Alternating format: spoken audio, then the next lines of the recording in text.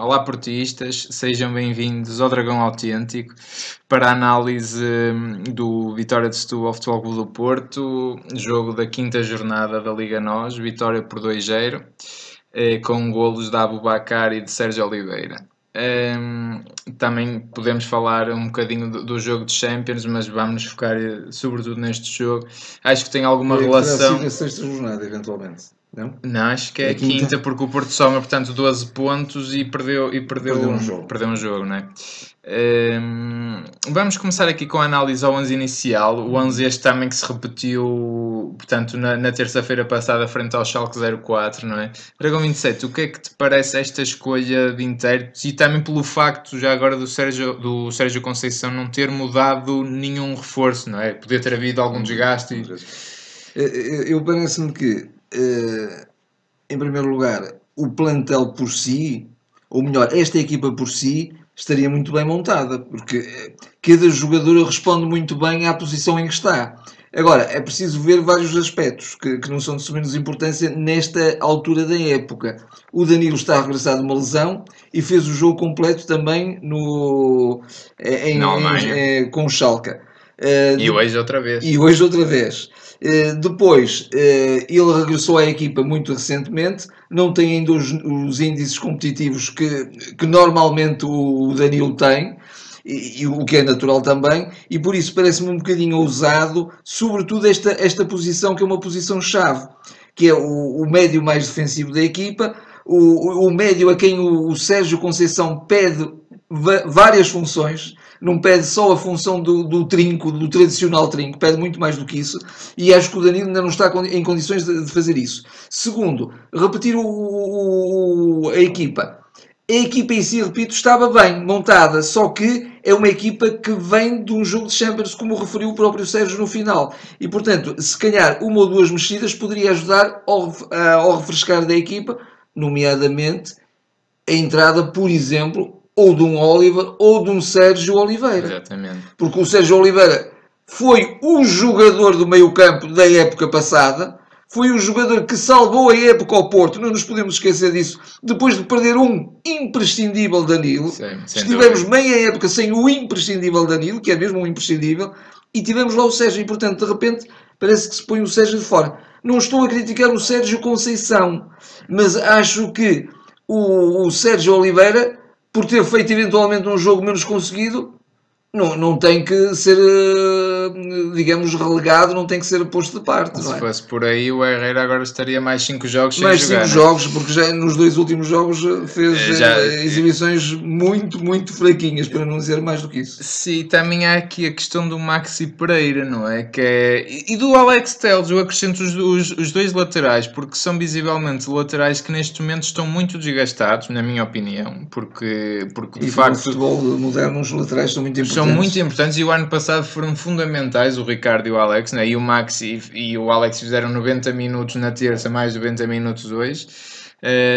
E portanto aqui eu acho que eu chego mesmo a criticar o Sérgio Conceição e há aqui um fator que eu não deixo de pensar, que é o seguinte, é o facto do Porto, o ano passado o Sérgio Conceição renovava mais a equipa de jogo para jogo. É uma questão de analisar os primeiros 5 jogos da temporada. Eu tenho uma explicação para isso, ou melhor, julgo que eu também julgo, e a minha não é muito positiva no caso, mas o facto é que o Porto, o Sérgio este ano insiste mais num 11 de confiança dele.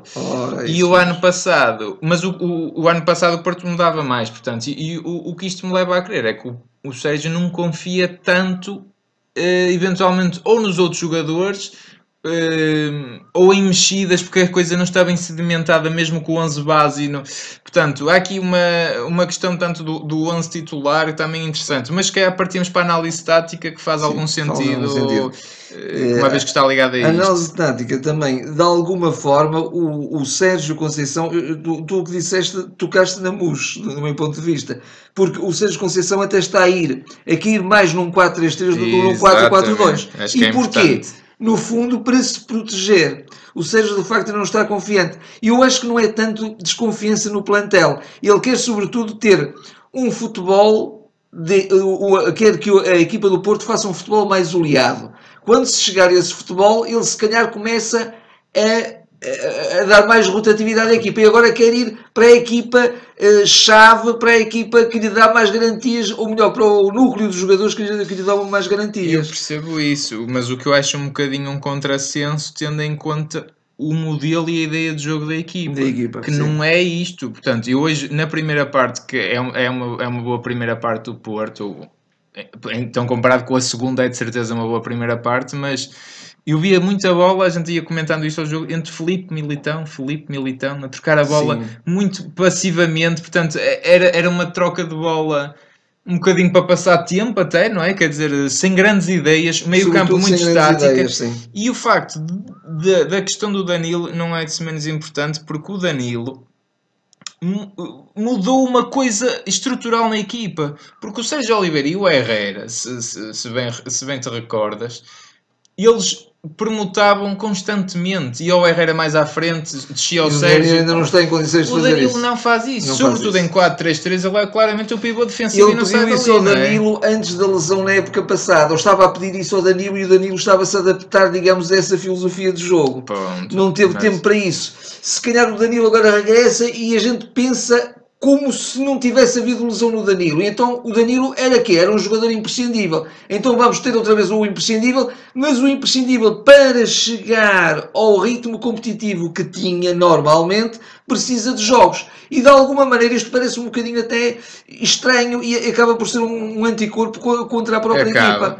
Mas eu temia que isto acontecesse. Estamos naquela expectativa de vamos dar tempo ao Danilo até ele chegar ao ponto que ele sabe estar, e aí temos outra vez uma equipa oleadinha, mas se calhar a equipa está a ser vítima porque tem que dar tempo ao Danilo. E eu acho que se podia dar tempo ao Danilo de outra forma, que era não o meter sempre, ou metê-lo e depois também substituí-lo, ou ele entrar mais tarde, entrar gradualmente, porque o meio-campo que estava não comprometia em nada. O meio-campo que estava ganhou um campeonato. Exatamente. E ganhou um campeonato claramente. E ia jogar claramente mais. Defensivo e ofensivamente, porque havia mais dinâmica na equipe. Isto não é uma crítica ao Danilo, mas o Danilo é inevitável que tenha chegado... Exatamente. O Danilo nem a pré-época fez. E vem de uma lesão. Ou melhor, coitado, se calhar até fez uma ante-pré-época, porque nem sequer férias teve na ânsia de recuperar. E portanto esteve sempre em trabalho de recuperação. Aqui o Danilo é o menos culpado desta história toda, só que, lá está, eu concordo contigo, porque de facto para o Danilo jogar, acho que o Porto cortou um bocadinho as pernas, não é? Sobretudo na questão da dinâmica. Sim. Porque o que é que me gostava hoje ver na equipa? Era jogadores com bola e não vinha ninguém do meio campo buscar a bola. Até quem fez muito isso foi o Otávio, na primeira parte, que vinha quase à posição do Trinco buscar a bola. Ele tem logo um passe brilhante para o Marega em profundidade, que até jogou muito bem o Otávio nesse aspecto, porque tinha a necessidade de vir ali o meio. Sobretudo na primeira parte, acho que até foi o jogador mais clarividente do meio campo. Sem dúvida. E vejo, por exemplo, uma tonteria outra vez num Herrera que não sabe muito bem os espaços que ela ocupar. Não, anda perdido. Eu imagino que isto seja trabalhado ao longo da semana nos treinos. Mas anda perdido. Porque tem agora um corpo estranho que já foi um corpo... era o pilar da equipa. Era o pilar da equipa, que era o Danilo, mas agora é outra vez ali um corpo estranho. É um corpo estranho. O Herrera até funcionou muito bem na dupla com o Sérgio. Que também cresceu com isso. E eu sinceramente, para jogar o Danilo, neste momento, até um bom companheiro para ele pode ser mais o Sérgio Oliveira do que o próprio Herrera, não é? Sim. Mas eu estou convencido também que, pelo menos nos jogos em casa, quero crer que o Sérgio Oliveira terá de ser titular forçosamente e o Danilo não tem que ser titular necessariamente, até para a recuperação dele ser ainda mais fundamentada, não é? Sim, mais consolidada. Acho que pelo menos o próximo jogo contra o Tondela, acho que é quase obrigatório que o Sérgio Oliveira jogue, porque ele hoje entra e volta também a trazer mais clarividência, melhor controlo dos tempos, do espaço do próprio Porto, contemporização muito boa, faz um remate forte, que ele é muito bom também rematado fora da área, não é? Isso, o Herrera também não é mau, mas o Danilo não traz isso claramente, não é um remate fora da área. E lá está, o Porto muda um bocadinho o paradigma do jogo, não é?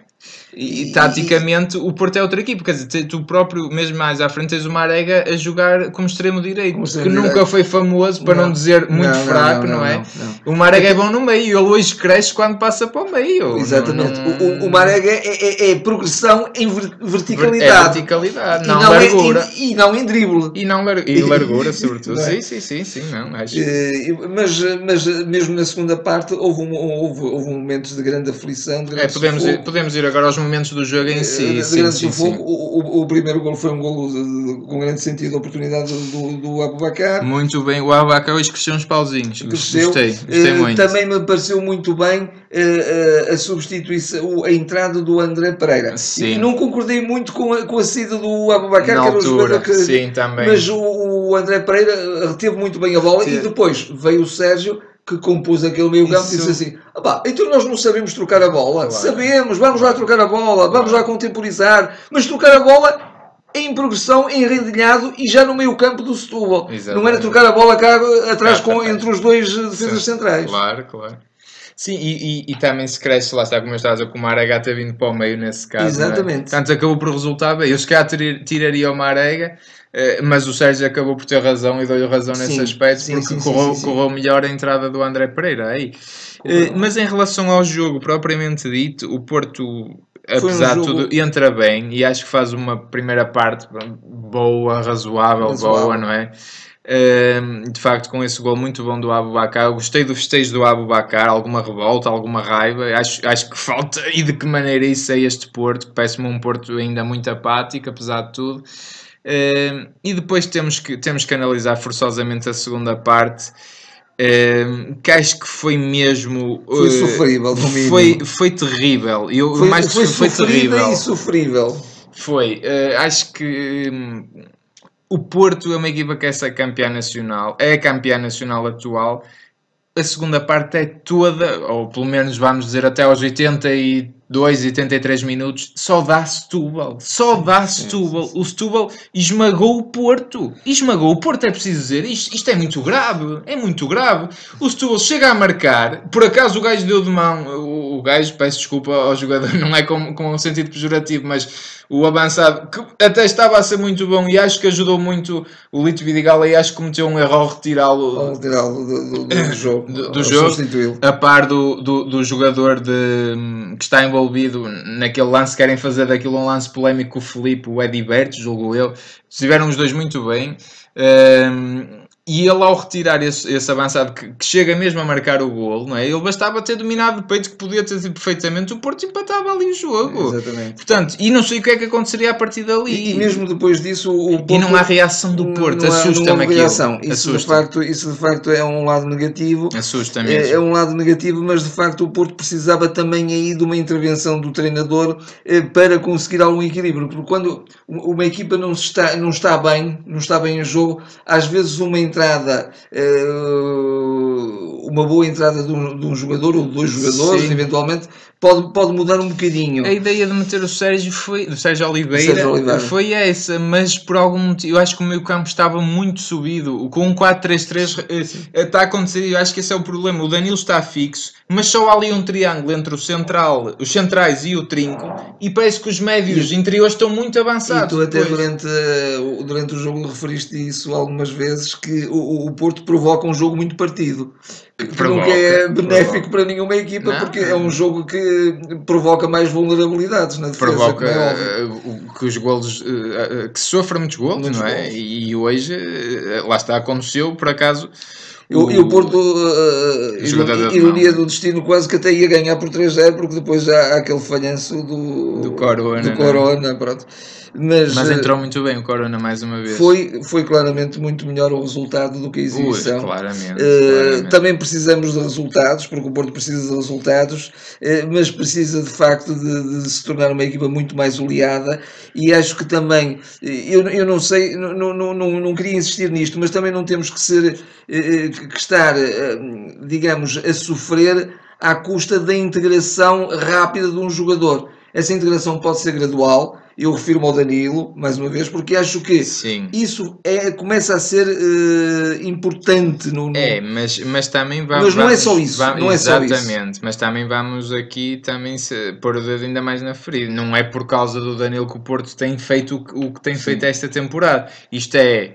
Volto a dizer, aliás, já fez maus jogos antes do regresso do Danilo. Aliás, fez um grande jogo, foi o melhor jogo dos últimos 2 anos que eu vi fazer ao Porto, foi com o Chaves para o campeonato. E a partir daí foi sempre a descer. Eu não vejo nada a equipa a subir, como diz e espera o Sérgio Conceição. Houve o jogo do Schalke que foi um jogo muito interessante e contra uma equipa que era de facto de cães atrás da bola, no bom sentido. Sim. Muito forte fisicamente. Muito forte fisicamente. E o Porto hoje também acredito que esteja um bocadinho desgastado, lá está. Daí eu esperar alguma renovação na equipa. Alguma rotatividade. Mas só para pôr essa... Lá está, para mim o verdadeiro problema do Porto este ano é falta de atitude, motivação, não sei. Eu acredito que metade desta equipa quisesse toda sair no final do ano. O Marega claramente quis sair, não é? É um jogador... Embora agora tenha renovado e até tenha aumentado as... Sim, mas isso vale o que vale, não é? A remuneração, não é? Sim, mas isso, a gente sabe que isso não vale nada, não é?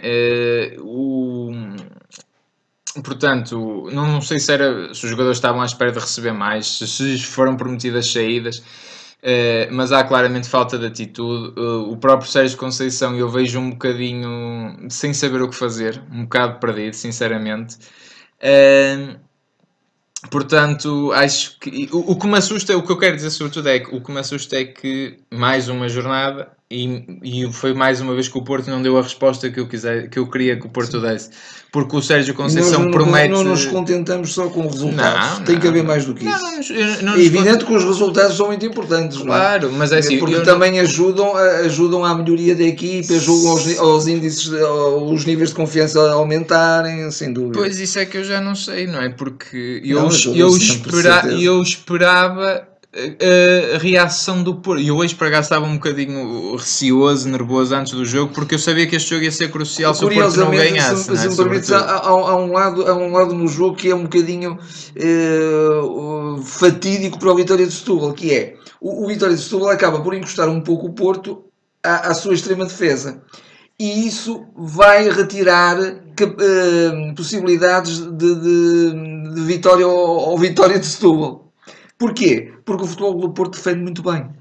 E o Futebol do Porto só não está a defender bem quando provoca um jogo partido e é apanhado em contrapé. Ora, estando posicionado cá atrás da linha de bola, aí o Porto defende bem. E um jogador a realçar no jogo defensivo do Porto, o homem do jogo. Para mim também, do Futebol do Porto, pelo menos o Éder Militão, que de facto é um jogador veterano, não tem 20 anos, eles devem se ter enganado. Ele já é o patrão da defesa, ele limpa tudo. Sim, impressionante. Vês um corte in extremis que ele estica a cabeça. Quem é? Éder Militão. Limpa o que tem a limpar, joga simples. Até se vê que ele tem ânsia de jogar mais, vir à frente e tudo. Ele quer fazer mais. E os passes a longa distância dele são de uma qualidade impressionante. O Filipe tenta da mesma forma, mas claramente não o consegue fazer da mesma maneira. Só para acabar, vamos falar aqui um bocadinho da arbitragem, não é? Porque a Sport TV uma vez mais gosta muito, sobretudo com o comentador em causa, que acho que nem vale a pena fazer publicidade ao seu nome, mas toda a gente sabe quem é.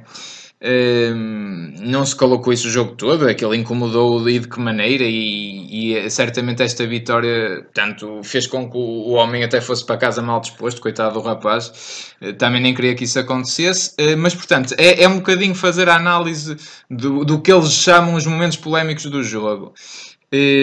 O tal jogador... Curiosamente agora até estou a mostrar um que não podem negar, que foi um suposto penalti que houve sobre o Marega e que esse comentador Zeco abordou na altura, mas depois calou-se que nem um ratinho durante todo o jogo e já não existiu mais esse lance. Já se esqueceu. Só existiu o lance do jogador que vai isolado e que sofre de facto um toque. Do meu ponto de vista, sofreu um toque, porque eu sou a favor da verdade esportiva. Sofreu um toque. sofreu um toque fora da área, não seria vermelho, seria um amarelo, porque havia um jogador, o Éder Militão, estava um bocadinho à frente já desse jogador, nem estava em linha, estava à frente desse jogador. E não se pode, ali quem diz que o jogador vai isolado está a mentir, porque não está isolado. Quanto ao lance da falta, portanto do lance do golo anulado, é um golo muito bem anulado. Se não existisse VAR, não existiria, neste caso concreto, não existiria verdade esportiva. E o Futebol do Porto ia empatar, porque o árbitro ia marcar, ia certamente validar o golo. Eu não me apercebi da mão, sou sincero. No jogo corrido também não me apercebi. Mas, portanto, resumidamente, para mim, esse lance polémico é um não-lance. Portanto, porque o jogador tem vários jogadores. Então, se virmos em plano aberto, vê-se vários jogadores do Porto ao lado. Portanto, amarelo, falta, sim senhor, falta perigosa. Poderia dar golo, não se sabe, mas é um amarelo, falta perigosa. O golo bem anulado e esse penalti de Marega também, para mim, é um bocadinho forçado. Também não vou considerar. Ele foi agarrado, mas há muitos lances que são agarrados os jogadores na área e, pronto, e acabou também por derrubar. Mas há aqui uma coisa que é o que a gente muitas vezes fala, que às vezes é o verdadeiro, às vezes as arbitragens até são manipuladas de outra forma, que é no jogo jogado. E há aqui uma coisa que eu chamo o síndrome do Marega, que era o síndrome do Hulk. O que é que acontece? É um jogador tão possante, tão forte, e ele toca em alguém, às vezes ganha posição, cargas de número normal, falta. Sobre o Marega. E quando lhe às vezes nem sequer toca e marca quando falta na mesa. Sim, e às vezes fazem entradas para partir perna e não é falta, porque é o Marega tem que aguentar tudo. É um cavalo de força, como era o... É de facto ele sofre o síndrome Hulk. É este tipo de jogadores. No Porto, acontece e existe. Pronto, é lamentável. Mas acho que a arbitragem, para mim, sai uma coisa. Sinceramente, não vejo...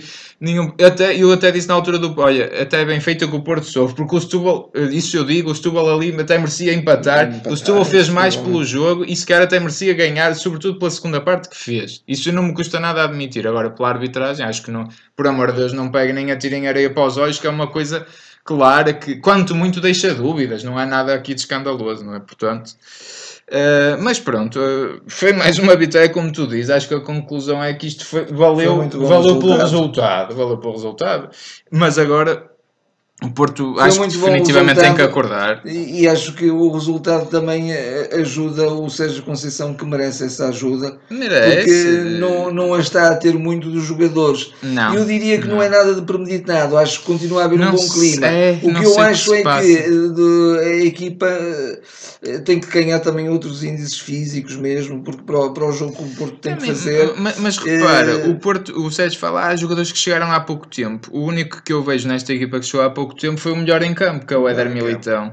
Não é? São um bocadinho estas desculpas que eu acho que mesmo o próprio Sérgio não acredita muito nelas, não é? E acho que o Porto tem que definitivamente dar uma resposta séria, porque este jogo a mim não me deixa nada satisfeito, deixa-me pessimista para o que aí vem, infelizmente. Acho que o Porto a jogar assim não vai revalidar o título de campeão nacional, infelizmente. E tem que jogar muito mais. Tem um jogo muito difícil já em casa contra o Tondela, porque ainda por cima orientado pelo Pepa, que pronto, a gente sabe que é assumidamente benfiquista e de certeza que os vai motivar no melhor sentido a ganhar o Porto. Muito bem, e é sempre muito difícil.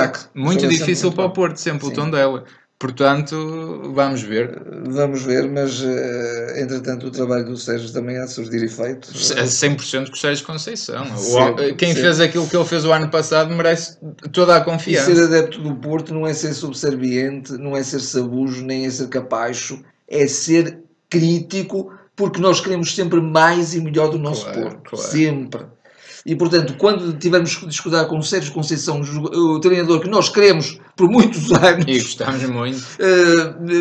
Mas quando tivermos que ser críticos, somos críticos. Não... Sim, o próprio Nuno Espírito Santo não passou a nossa crítica, quer dizer, com toda a razão, porque falhava claramente em toda a linha. Ou em muitas das linhas. Mas pronto, está assim terminada esta análise. Se nos estão a ouvir pelo iTunes, façam estrelas, subscrevam, façam assinatura. Pelo YouTube também subscrevam, partilhem o canal, façam like e estaremos de volta para futuras análises. Até lá. Até lá.